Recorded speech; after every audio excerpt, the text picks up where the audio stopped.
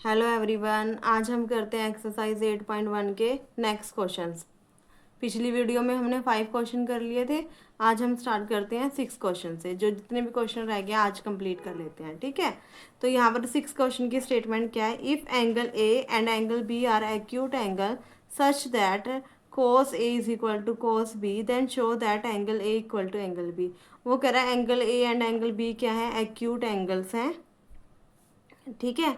और जो हमारे पास cos a equal to cos b given है, हमने शो करना है कि एंगल ए और एंगल बी भी आपस में इक्वल हैं, ठीक है। तो इसका हम सोल्यूशन लिखते हैं, ठीक है। सॉल्यूशंस में पहले हम क्या लिखेंगे, जो हमारे पास गिवन है, ठीक है। गिवन हमारे पास क्या है, कोस a equal to cos B, ठीक है। और हमने शो क्या करना है, शो क्या करना है, angle A equal to angle B, ठीक है। अब हमने पहले यहाँ पर 4 कोस ए के लिए निकाल लेते हैं। कोस ए क्या होता है, बी अपॉन एच, ठीक है, बेस अपॉन हाइपोटेन्यूज। अब देखो ए वाला एंगल मेरा ऊपर वाली साइड से है, ठीक है। अब मैंने आपको बताया था कि जहाँ से एंगल हम देखते हैं उसके सामने वाली साइड क्या होती है, परपेंडिकुलर होती है, ठीक है। और उसके साथ वाली साइड ही क्या होती है, बेस होती है। अब यहाँ पर बेस क्या है, ए सी है, और यहाँ पर हाइपोटेन्यूज क्या है, ए बी। हाइपोटेन्यूज हमारा चेंज नहीं होता, ठीक है। अब 4 कोस बी, ठीक है। कोस बी भी क्या होगा हमारा, अब कोस बी की साइड से देखो, ये वाला कोस बी है, यहाँ से इसके वाले सामने वाली साइड क्या होगी, परपेंडिकुलर होगी, और इसके साथ वाली साइड क्या होगी, बेस होगी। अब इसके साथ वाली साइड क्या है, बेस है। यहाँ पर पहले मैं बी अपॉन एच लिख लेती हूँ। अब देखो ये वाली साइड क्या है, बेस है, बी सी, ठीक है। हाइपोटेन्यूज तो सेम रहेगा, ए बी, ठीक है। हमें गिवन था कि कोस a equal to cos B, तो ये भी इक्वल है, ए सी अपॉन ए बी, ठीक है। और यहाँ पर B C upon A B. देखो इससे हमारा क्या हो गया, ए बी से ए बी कैंसिल हो गया, ए सी किसके इक्वल आ गया, बी सी के। देखो ए सी, अब हमारे पास क्या आ गया, साइड्स क्या इक्वल आ गया है। हमने पहले रिजल्ट पढ़ा था ना कि जब साइड्स इक्वल हो जाती हैं तो उनके अपोजिट एंगल भी क्या हो जाते हैं, इक्वल हो जाते हैं। देखो यहाँ पर ए सी है, ए सी वाली साइड का अपोजिट एंगल क्या हो गया, बी हो गया। और यहाँ पर साइड क्या है, बी सी वाली साइड का अपोजिट एंगल क्या है, एंगल ए। तो ये एंगल ए बी इक्वल हो गया। ये हमने क्या कर दिया, प्रूफ कर दिया, ठीक है। प्रूव्ड हो गया हमारे पास कि हमारे पास ये वाला रिजल्ट इक्वल है। अब इसका रीज़न भी हमने लिखना है कि हमने 9th में जो रिजल्ट पढ़ा था उसके बेस पे हमने ये बात कही है। Angles opposite to equal sides are also equal, ठीक है। ये क्वेश्चन नंबर 6 हमारा कंप्लीट हो जाता है। मूव करते हैं क्वेश्चन नंबर 7। क्वेश्चन नंबर 7 भी वैसे ही है जो जैसे हमने स्टार्टिंग से किए थे। यहाँ पर कोट थीटा दिया हुआ है। देखो कोट थीटा टेंजेंट थीटा का रिवर्स होता है, तो बी अपॉन पी हो गया, यहाँ पर 7/8 हो गया। मैंने यहाँ पर अपनी ट्राइंगल बनानी है जिसका एंगल थीटा है, जिस पे परपेंडिकुलर कितना दिया हुआ है, 8 दिया हुआ है। जो बेस है वो कितना दिया हुआ है, 7 है। और हाइपोटेन्यूज मुझे फाइंड करना है, ठीक है। ये ए बी सी एक ट्राइंगल है मेरे पास, ये राइट एंगल बी पर बनाया हुआ है। तो पाइथागोरस से, ठीक है, ठीक, इससे क्या हो जाता है हमारे पास, h square is equal to P का स्क्वेयर प्लस बी का स्क्वेयर। एच स्क्वेयर मैंने फाइंड करना है, पी का स्क्वेयर परपेंडिकुलर का स्क्वेयर यानी 8 का स्क्वेयर, बेस का स्क्वेयर 7 का स्क्वेयर। ये कितना हो गया, 64, और ये 49 हो गया, ठीक है। अब देखो यहाँ पर एच स्क्वेयर, इनको ऐड करेंगे 13 113। एच फाइंड करना है, ये मेरे पास क्या आ गया, रूट के अंदर आ गया, ठीक है। अब मैंने इसका रूट फाइंड आउट करने की ज़रूरत नहीं है क्योंकि डेसिमल्स में निकलेगा। तो हम फर्स्ट पार्ट पे चलते हैं हम। उसके लिए हमें क्या निकालना है, साइन थीटा निकालना है। हम यही लिख लेते हैं, साइन थीटा क्या होता है, पी अपॉन एच होता है। पी 8 है, एच कितना निकला है 1, ये वाला। कोस थीटा क्या होता है, बी अपॉन एच। बी कितना है 7 है, यहाँ पर 113 स्क्वायर रूट में है। ठीक है, अब फर्स्ट पार्ट हम सॉल्व करते हैं। फर्स्ट पार्ट के लिए देखो 1 प्लस साइन थीटा लिखना है मैंने। 1 प्लस साइन थीटा क्या होगा, 8 अपॉन 1/√3 13।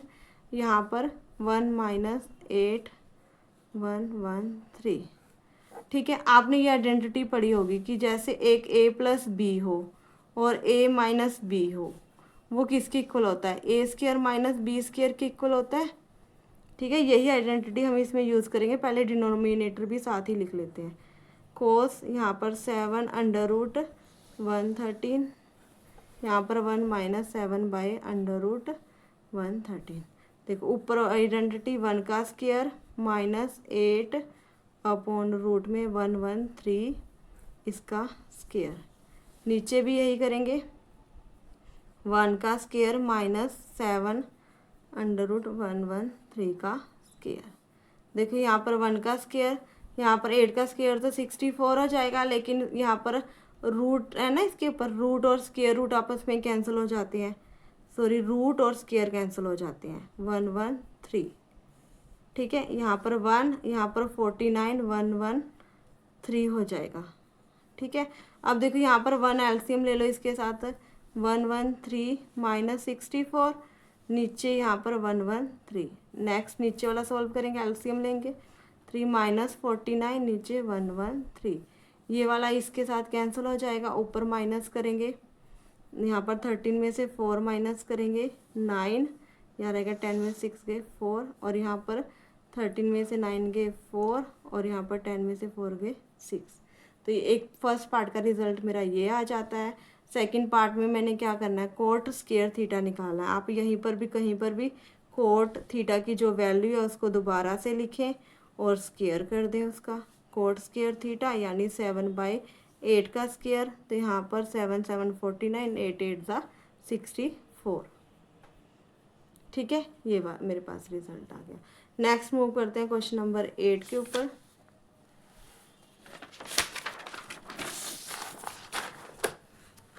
क्वेश्चन नंबर 8 में भी सेम है। पहले कोट ए दिया हुआ है मेरे पास। कोट ए क्या होता है, tan ए का रिवर्स याद रखना था। मैं बोल इसलिए रही हूँ ताकि आपको याद हो जाए, P अपॉन B होता है। तो यहाँ पर ये 4/3 आ जाएगा। ट्राइंगल बनाएंगे क्योंकि हमने क्या निकालना है, हाइपोटेन्यूस निकालना है। बेस कितना है मेरा 4 है, यहाँ पर 3 है, H मैंने फाइंड आउट करना है। ठीक है, पाइथागोरस से ही, ठीक है, मैं शॉर्टकट लिख रही हूँ। यहाँ पर आपने रिजल्ट पूरा लिखना है और ये भी पूरा लिखना है, थ्योरम का नाम भी पेपर में। P का स्क्वायर B का स्क्वायर, H का स्क्वायर P का स्क्वायर कितना है 3 का स्क्वायर है, यानी B का स्क्वायर कितना है 4 का स्क्वायर है। H स्क्वायर 3 3 जा 9, 4 4 जा 16, H स्क्वायर यहाँ पर 25 आ जाएगा। मैंने रूट डालने लगी थी, नेक्स्ट एक स्टेप और कर लेते हैं, यहाँ पर रूट डाल देते हैं, फिर यहाँ पर 5 आ जाएगा। यानी मेरे पास जो H मैंने फाइंड करना था वो कितना आ गया, 5 आ गया। ठीक है, अब हमने क्या करना है, यहाँ पर tan a cos a जो भी हमने निकालना पहले उनकी वैल्यूज़ निकाल लेते हैं। ठीक है, tan a, ठीक है, tan a एंगल a है यहाँ पे। ठीक है, यहाँ 90 डिग्री का यहाँ एंगल a है। ठीक है, tan a क्या होता है, P/B होता है। P कितना है मेरे पास 3 है, बेस कितना है 4 है। उसके बाद मुझे क्या चाहिए, cos a भी चाहिए। cos a क्या होता है, B अपॉन H होता है। B कितना है मेरे पास 4, H कितना है मेरे पास 5। और मुझे क्या चाहिए, साइन A चाहिए। साइन A क्या होता है, P अपॉन H होता है। P कितना है मेरे पास 3 है और H कितना है 5 है। अब ये सारी वैल्यूज़ निकाल लिया, हम इसमें पुट कर देंगे। ठीक है, तो यहाँ फर्स्ट है यहाँ पर 1 माइनस टेंजेंट स्क्वायर। देखो टेंजेंट का स्क्वायर यानी 3/4 का स्क्वायर, नीचे 1 प्लस टेंजेंट स्क्वायर यानी 1 प्लस 3/4 का स्क्वायर। यहाँ पर 1 इसका स्क्वायर करेंगे 9, इसका स्क्वायर करेंगे 4 का 16, नीचे 1 प्लस 3 का स्क्वायर फिर 9 और 16, ये ऊपर प्लस है नीचे माइनस है। एलसीएम लेंगे 16 माइनस 9, नीचे 16 एलसीएम है, 16 प्लस 9 नीचे 16 एलसीएम है, 16 से 16 कैंसिल हो जाएगा, यहाँ पर 7 आ जाएगा और यहाँ पर 25 आ जाएगा। ठीक है, अब उसने cos square minus sine square का है, यहीं पर हम इसको फाइंड आउट कर लेते हैं। ठीक है, देखो कोस स्क्वायर ए यानी कोस स्क्वायर ए 4/5 का स्क्वायर माइनस साइन स्क्वायर ए यानी 3/5 का स्क्वायर। ठीक है, 4 का स्क्वायर 16, 5 का स्क्वायर 25, 3 का स्क्वायर 9, 5 का स्क्वायर 25। देखो नीचे डिनोमिनेटर सेम है तो एलसीएम सेम ही आ जाएगा 25, ऊपर 16 माइनस 9 7/25। अब देखो उसने ये पूछा कि जब आप ये दोनों वैल्यूज़ फाइंड करोगे क्या ये दोनों इक्वल आते हैं, येस और नो। यहाँ पर ये क्या है, नोट भी पूछा है इसने, येस। ये देखो अब हम चेक करते हैं कि येस हमारा आंसर है, नो नहीं है, दोनों वैल्यूज़ इक्वल आ गई, तो ये आंसर क्या हो जाएगा, येस हो जाएगा हमारे पास। ठीक है, ये क्वेश्चन नंबर 8 हो गया। अब हम मूव करते हैं अपने लास्ट क्वेश्चन पे जो क्वेश्चन नंबर 9 है। ठीक है, क्वेश्चन नंबर 9 की स्टेटमेंट है, in a triangle a b c right angle at b. पहले तो हम जो इन्फॉर्मेशन दी हुई है वो राइट एंगल ट्राइंगल बना लेते हैं। यहाँ पर ये देखो राइट एंगल ट्राइंगल, एंगल मैंने पहले ही राइट एंगल बी पे बना लिया है, बाकी मेरे पास ट्राइंगल ए बी सॉरी यहाँ पर सी आएगा, यहाँ बी एंगल पहले ही बना लिया, सी ये हमारे पास क्या एक्यूट एंगल्स है। अब हमारे पास टेंजेंट ए गिवन है, उसके बेसिस पे फिर हमने ये वैल्यूज़ फाइंड करनी है। आपको पता है टेंजेंट ए क्या होता है, पी अपॉन बी 1/√3, बेस कितना है √3, परपेंडिकुलर कितना है 1। क्या नहीं है हमारे पास, एच नहीं है, पाइथा से एच निकालो। ठीक है, वो क्या होता है एच का स्क्वायर पी का स्क्वायर प्लस पी का स्क्वायर, एच तो अपनी जगह ऐसे ही रहेगा, पी का स्क्वायर पुट करो परपेंडिकुलर यानी 1 का स्क्वायर प्लस √3 का स्क्वायर, ये बेस है, 1 का स्क्वायर 1 होता है, स्क्वायर रूट से स्क्वायर कैंसिल हो जाता है, तो क्या बचेगा 3 बचेगा, यहाँ पर 4 हो जाएगा, एच स्क्वायर 4 के बराबर है, हमें तो एच चाहिए, एच की वैल्यू 4 का स्क्वायर रूट हो जाएगा, यहाँ पर 2 आ जाएगी, तो यहाँ पर 2 आ गया हमारे पास। अब हम क्या करते हैं, जो जो हमें चाहिए पहले वो निकाल लेते हैं। देखो एंगल दोनों तरफ से चाहिए, सी भी चाहिए और ए भी चाहिए। पहले हम साइन ए फाइंड कर लेते हैं।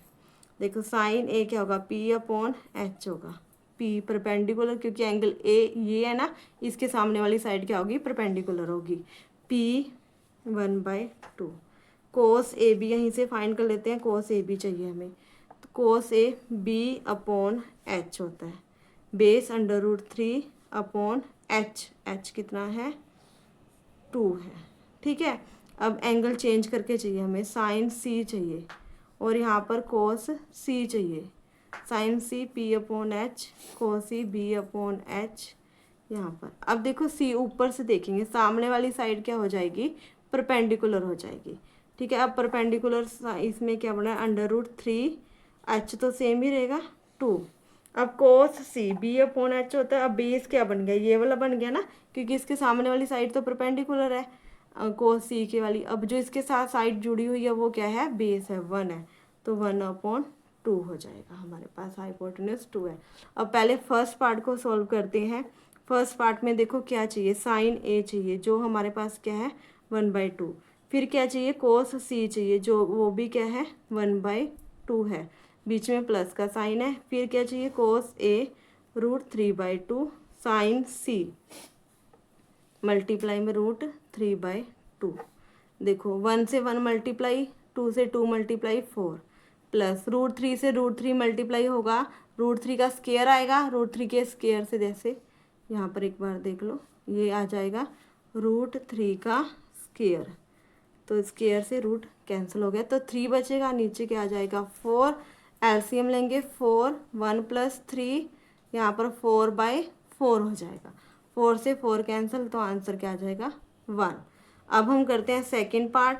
सेकंड पार्ट में क्या चाहिए, कोस ए चाहिए हमें, कोस ए देखो कितना है √3/2 है, कोस सी कितना है मल्टीप्लाई में 1/2 माइनस साइन ए चाहिए 1/2 मल्टीप्लाई में साइन सी √3/2।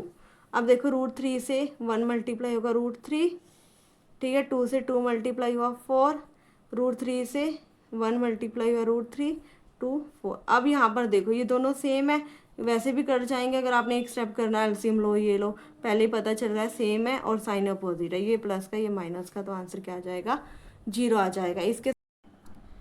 नेक्स्ट है question number 10। In triangle PQR right angle at Q PR plus QR is equal to 25 centimetre and PQ is equal to 5 centimetre, determine the value of sine P cos P and tan P। इस question में हमें क्या दिया हुआ है, ये same example भी ऐसा आपने इस क्वेश्चन को यहाँ पर समझ के एग्जाम्पल भी करना है इसके साथ का, ठीक है। यहाँ पर है पहले हमने एक राइट एंगल ट्राइंगल बनानी है। ये देखो राइट एंगल ट्राइंगल, जो राइट एंगल लेना है हमने वो क्यू ऊपर लेना है स्टेटमेंट के अकॉर्डिंग। पी है एक्यूट एंगल है, क्यू राइट एंगल है और आर है, ठीक है।